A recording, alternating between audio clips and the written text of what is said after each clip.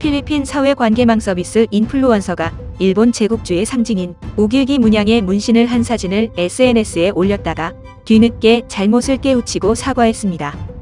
하지만 일부 한국 네티즌이 인종차별적 댓글을 다는 바람에 현지 네티즌에 반한 정서가 퍼지고 있는 상황입니다. 9일 마닐라 블루틴 등 현지 언론에 따르면 필리핀 SNS 인플루언서 벨라 포치는 최근 왼쪽 팔에 우길기 문양의 문신을 한 것을 SNS에 올렸습니다. 이후 한국 네티즌들의 거센 비난을 받았는데요.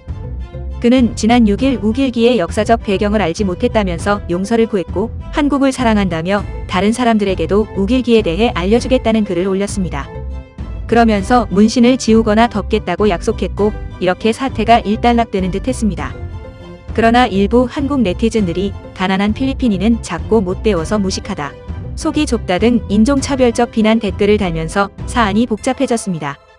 한국 네티즌들의 댓글을 본 필리핀 현지 네티즌들이 반발해 아폴로자이즈 코리아, 캔슬 코리아 등의 해시태그를 올리기 시작한 것인데요. 일부 현지 네티즌은 한국에서 겪었던 차별 대우를 언급하며 반격하기도 했습니다. 벨라는 틱톡 팔로워가 1,580만 명에 달하고 인스타그램 팔로워도 200만 명이 넘을 정도로 높은 인기를 누리는 것으로 알려졌는데요. 그 파급력 때문인지 현지 시간으로 9일 트위터에 올라온 이 같은 해시태그만 32만 7천여 건을 넘겼습니다. 그러자 현지 언론이 잇따라 관련 소식을 전하는 등 사태가 일파만파로 확산하는 분위기입니다. 이 때문에 일각에서는 신종 코로나 바이러스 감염증 방역을 위한 사회적 격리 기간에 온라인 동영상 서비스를 통해 쉽게 접하는 한국 드라마에 대한 인기가 급상승하는 등 한류가 확산하는 현지 분위기가 꺾이는 게 아니냐는 우려가 나오고 있습니다.